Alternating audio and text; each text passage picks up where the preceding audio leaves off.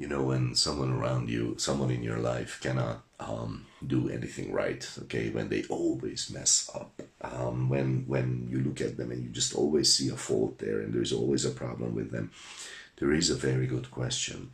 And it is not the question that we usually ask. Usually I would ask the question, what is wrong with that person? Okay, that's what I would usually ask. But actually, maybe the question is something else. It's not about what idiots they are. How can they be such idiots? Or how can they be so evil? No, it's not that. Maybe it's rather, what have I not forgiven them? That is the root of all of this, because maybe I am seeing that everything they do is a problem because I have not forgiven something in the beginning. Something, there was a little bit of evil, something that kind of influenced every relationship, every word, hearing everything, seeing everything. That's a challenging thought, and welcome to this morning's jolt. Have we forgiven them when they keep messing up, and every failure they have is just pushing them further away? That colleague, that your parent, your husband, your wife, your child, your church, your brother, your sister, when their failures are distancing them more and more from you, and you in your heart you have a greater and greater rejection to them, then probably it's time to turn to God and to say in prayer, and to become humble, and to say, God, what is your heart? Is there something that started this? Help me out with this. I'm not talking about becoming, introverted. That's not the message. It's not self-analysis. That's not what we're talking about. We're talking about prayer.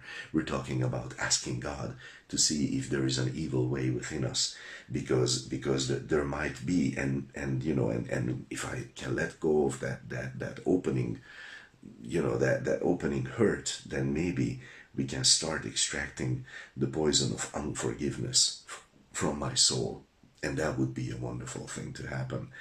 Hosea 14:4, I will heal their backsliding, I will love them freely, for my anger is turned away from him. And after forgiveness, there is a great freedom. Okay, there is a liberty. After forgiveness, there is a great freedom. And this is God's heart. He has shown it at the cross, and before, even before, as we talked about it, and definitely after, he has shown us how much he loves us, how clearly he loves us. He was made free to love us, and to very clear. Now, okay, beforehand, he ought to have judged us, okay? But now he's very free to just pour all his love on us, and this is wonderful. And let me ask this question, excuse me. Do you know that freedom? Do you know that freedom? That you can walk around the world and you don't have to be the judge of anyone. That you don't have to, okay, not because you don't care. Okay, that's one way to not to be the judge of anyone. You just don't care about anyone enough. And that's a selfish solution. That's not the way that God prescribes for us.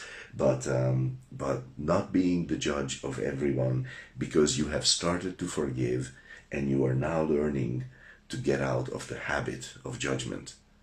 That's an amazing way to walk around in the world. That is incredible amounts of burdens falling off of our shoulders. It is so much healthier in life. Do you know that freedom? I trust you do know that freedom, that you can walk around in the world and you don't have to be the judge of people. You don't have to measure them. You don't have to scale them. You don't have to label them. You don't have to do any of that. So many believers, I'm afraid, have no idea of how light the burden of Christ is. If you are one like that, then just get praying, get seeking, get reading your Bible on it, and the Lord will deliver you from so much unnecessary burden in your life. God bless you. God bless your day with the Lord.